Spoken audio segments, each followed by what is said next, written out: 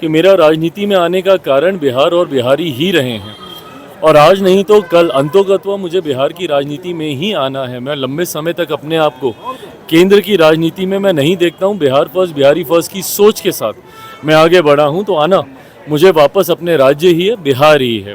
पर ये कब होगा, ये फैसला पार्टी के द्वारा लिया जाएगा। जहाँ तक रही बात बिहार विधानसभा चुनाव को लेकर सीट शेयरिंग की, ये उतने ही एमिकेबली इस मामले को सुलझा लिया जाएगा जितना एमिकेबली हम लोगों ने लोकसभा में सीटों का बंटवारा कर लिया था। उस वक्त भी कई तरीके के प्रश्न उठे थे कि सीट शेयरिंग आसान नहीं होगी, तमाम दलों को समाहित नहीं किया जा पाएगा।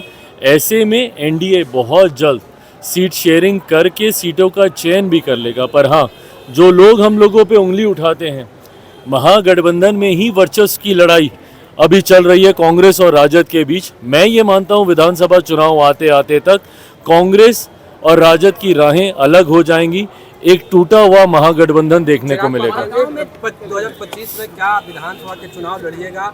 आपके सांसद हैं अरुण भारती, उन्होंने कहा है कि हम लोग गुजारिश करेंगे कि चिराग पासवान जी विधानसभा चुनाव लड़ें। देखिए, अगर पार्टी को ऐसा लगता है कि बिहार विधानसभा चुनाव प्रदर्शन को और गठबंधन को मजबूती देने के लिए मेरा चुनाव लड़ना ज़रूरी है, तो ज़रूर उस प्रस्ताव को भी गंभीरता से उस पर विचार किया जाएगा। लेकर के तेजस्वी यादव ने कहा है कि उसको शराबबंदी में से निकाल दिया जाएगा, हमारी सरकार बनेगी तो। सबसे ज़्यादा उत्पीड़न जो है ताड़ी बेचने वालों का ही हुआ है, कहा है।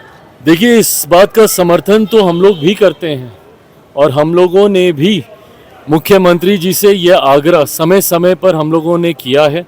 बिहार सरकार का लोक जनशक्ति पार्टी रामविलास हिस्सा नहीं है, जैसे केंद्र सरकार में हम लोग हिस्सा हैं, जहां पे एज अ मंत्री मैं कैबिनेट की कार्यशैली में मैं सम्मिलित हूं। पर ठीक उसके विपरीत बिहार में, क्योंकि हमारे पास वो संख्या बल भी नहीं है, तो ऐसे में बिहार सरकार का हम लोग समर्थन ज़रूर करते हैं, पर हम लोग बिहार सरकार का हिस्सा नहीं हैं।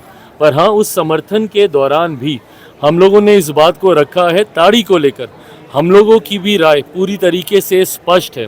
ये एक प्राकृतिक पदार्थ है, इसको शराब की श्रेणी में लाना उचित नहीं होगा। लंबे समय से पीढ़ी दर पीढ़ी ताड़ी से जुड़े हुए व्यवसाय से पीढ़ी दर पीढ़ी लोग अपने आप को जोड़कर देखते हैं। ऐसे में हम लोगों ने भी कई बार आग्रह किया है, मांग किया है कि इसको शराब की श्रेणी से निकालकर जो लोग इस व्यवसाय के साथ जुड़े हुए हैं उनको जुड़े रहना देना चाहिए, उनका व्यवसाय चलते रहना चाहिए। चिराग पासवान जी, जीतन राम मांझी गृह मंत्री अमित शाह से मुलाकात की है। लोकसभा चुनाव के बाद नाराज चल रहे थे, कह रहे थे जो बात हुई थी उस पर एनडीए के लोग खड़े नहीं उतरे। क्या विधानसभा में उनको उचित? देखिए, गठबंधन के हर दल को के पास ये स्वतंत्रता है कि जाके अपने सुझाव, अपनी शिकायतों को उचित मंच पर रखे। यहाँ पे भारतीय जनता पार्टी एनडीए गठबंधन में सबसे बड़ी पार्टी है, सबसे बड़ा प्रमुख दल है, तो ऐसे में अलग अलग समय पर घटक जाके अपनी बातों को वहाँ पे रखने का काम करते हैं। मुझे नहीं पता कि लोकसभा के वक्त क्या वादे किए गए थे, नहीं किए गए थे, उनको पूरा किया गया, नहीं पूरा किया गया। बट अगर कहीं पर भी कोई ऐसी बात है तो मैं ये विश्वास रखता हूँ कि भारतीय जनता पार्टी अपने सहयोगियों को पूरा सम्मान देने के लिए जानी जाती है, उनकी मांगों को, उनके सुझावों को सुनने के लिए वो जानी जाती है। तो अगर कोई भी ऐसी बात होगी, तो मांझी जी की आज मुलाकात हुई है माननीय गृह मंत्री से, तो उन्होंने अपनी बातों को रखा होगा और उन्हें संतोषजनक जवाब मिला होगा। आतंकी हमले में सुरक्षा में चूक मानते हैं आप या आप नहीं? देखिए, ये पूरी तरीके से जांच का विषय है कि कहाँ पे क्या चूक हुई है।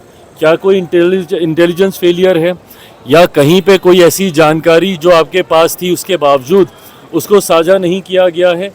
जो भी है, ये जांच का विषय है।